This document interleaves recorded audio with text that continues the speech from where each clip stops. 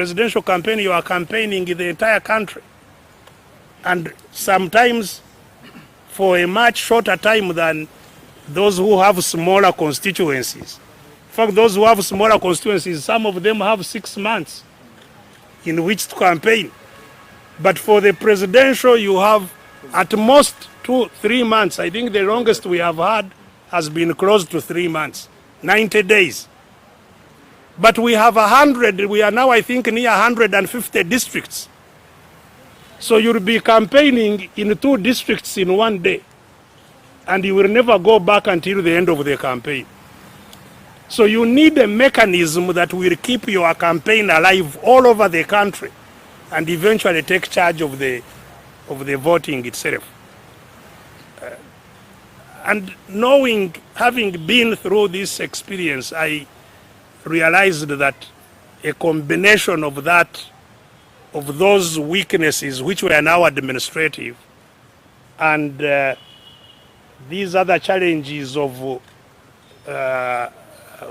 what I considered some kind of an infiltration, I decided also not to engage myself in to run around campaigning in the country, and especially considering that it was also hazardous with the COVID thing. I am not a young man now, I am an old man, so exposing myself to all those dangers, knowing that the result is not there. I said, no, let these people fight out. So that's where the specific problems have come up. Because that problem which I backed off before the election, after the election, I wanted it now engaged with. I thought it was important that we engage with it. And we set up a team to have more discussions on it, on that suspicious hand that I was worried about. And we had several meetings in Usabala there, but which also ended without any progress, because eventually those we were tasking to give us information eventually turned on us and said, but who are you in the party, you people? Are you an organ of the party? You are asking for all this as who? And it's true, I have no role in the party. I am not in NEC, I am not in a National Council, I am not in the Delegates Conference, I am not in the working committee. So I was only asking as simply an interested party member. But they said, no, you have no locus to inquire into this. And so I now was stranded. That's why when I was given an opportunity to talk to the leaders of the party in a national council meeting, I was invited to give a keynote speech to the National Council about some topic.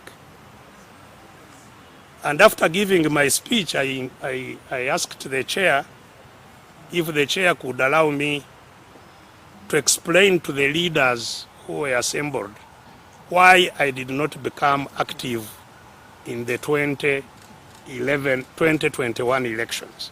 Because that had now been turned over its head. A campaign was going on, how I am the one who led to the failure of the election. I didn't campaign for Amuriat. In fact, I am selfish. They supported me. I refused to support them.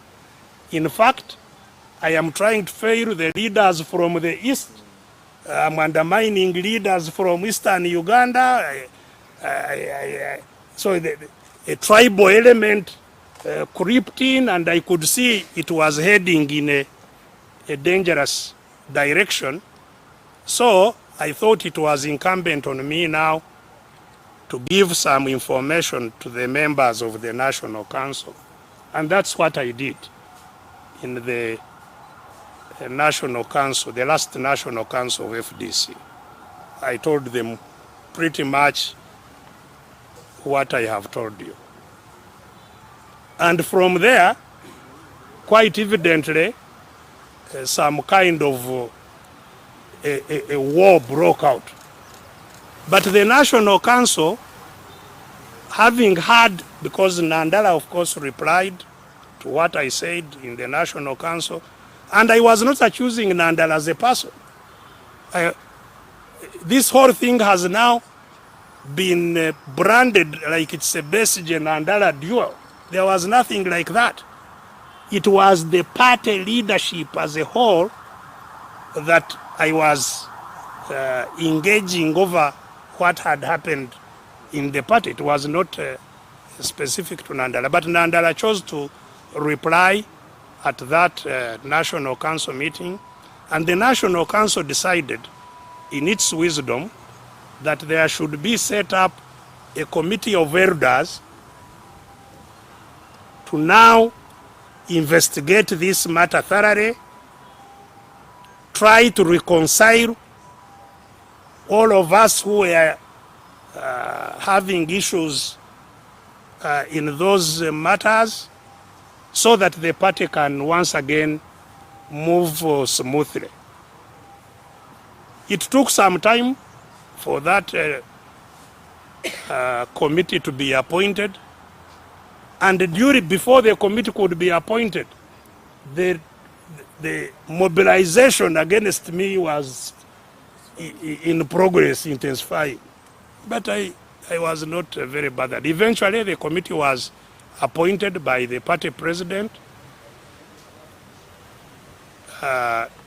He asked me whether the people he had appointed, I am fine with them. I said, I have no problem with anybody, provided they get what will help the party.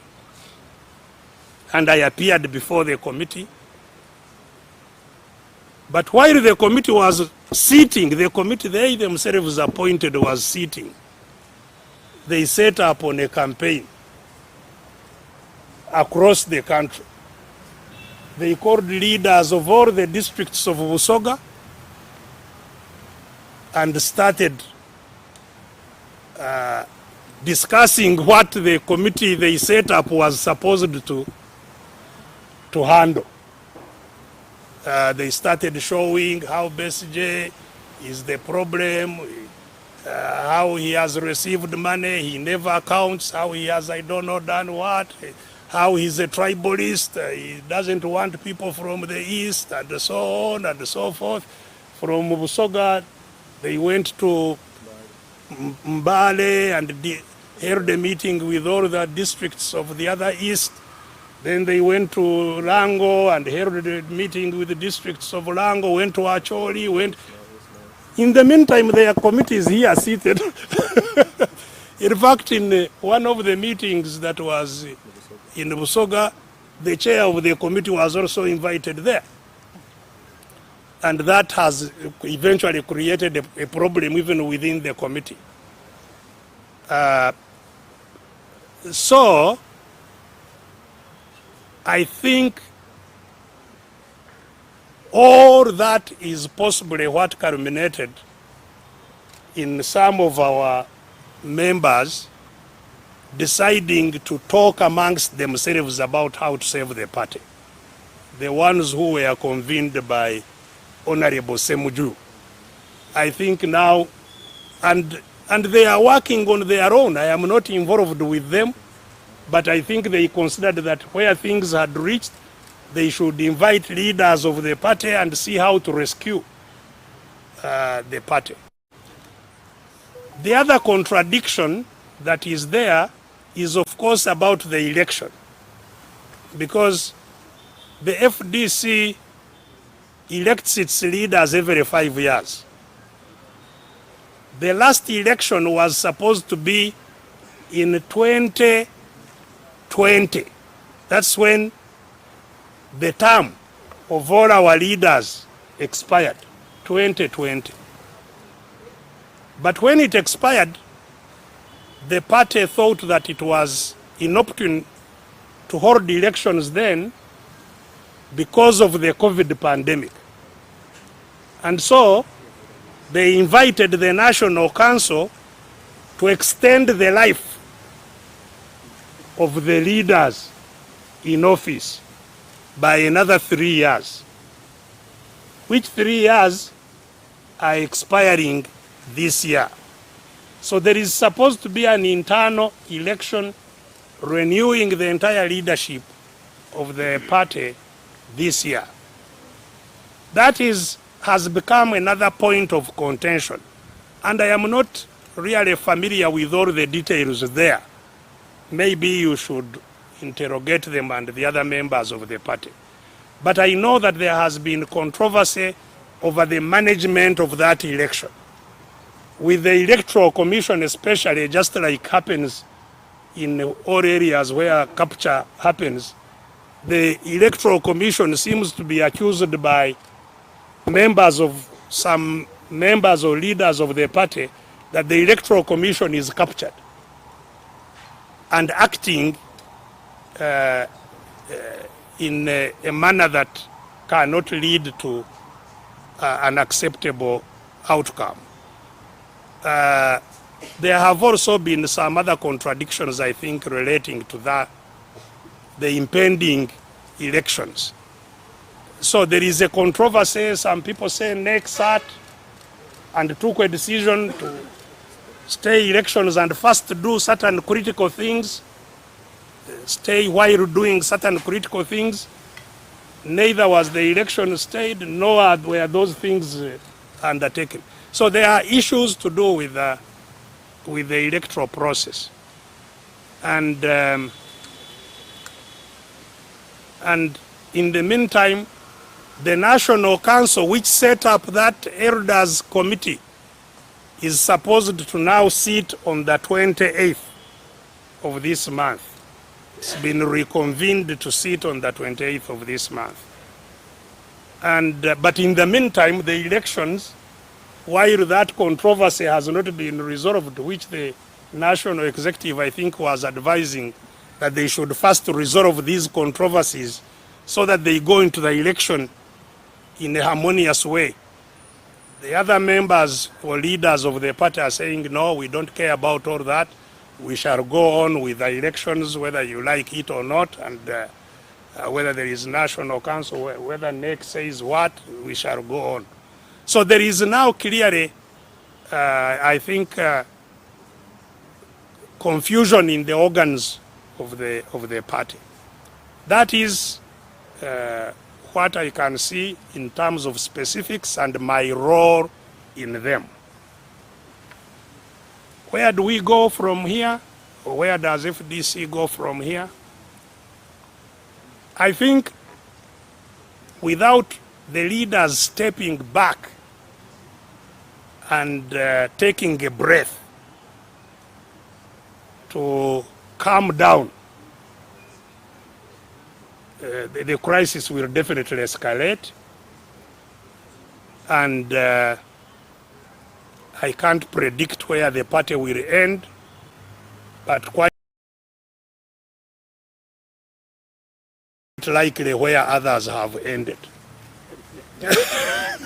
That's a likely trajectory. Because you see, what happens is, once people who are in the party now start acting against others, and others seek to resist them and so on, quite often those who are in power tend to revert to the state to protect them against their members. And I think that is a likely trajectory. If leaders don't step back and reflect on whether that's where they want FDC to go. I think it's important that leaders stop back, because there is now like an outright war. It's still a war of words, but it can degenerate even into a physical confrontation, that, like we have seen indeed outside headquarters of other parties. In fact, I hear that now to enter FDC headquarters, you need to be screened. In some ways, there are kanyamas there and things like that. So that escalation is likely to continue if leaders don't step back, take a breath, and reconsider what all this means. And especially to try and resolve the contradictions which are there, which are real. But more especially, since this is also, and this is why this is very dangerous, because it is happening in an election year, internal election year. So, even before the election starts, you are at war.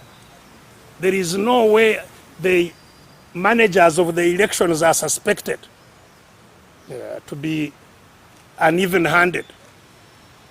And that spells disaster. So I think it is important that all these grandstanding elections must continue, whatever should be avoided. I think time should be created by the party leaders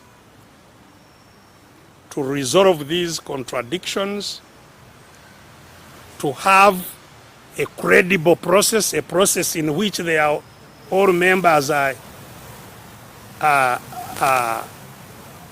confident.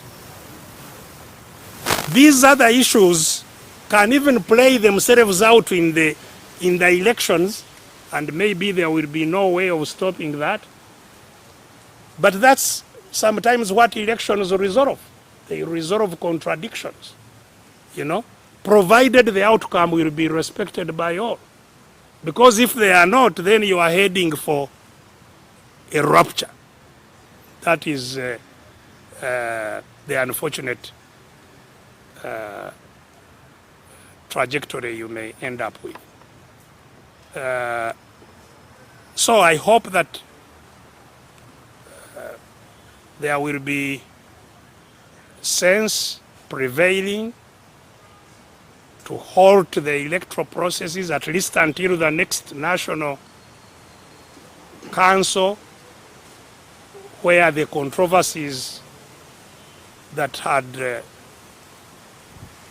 been discussed by them and they appointed a committee can then engage with that and engage with the other issues that are causing controversies, and hopefully get a solution out of it. But to wind up, let's interrogate, and for the political parties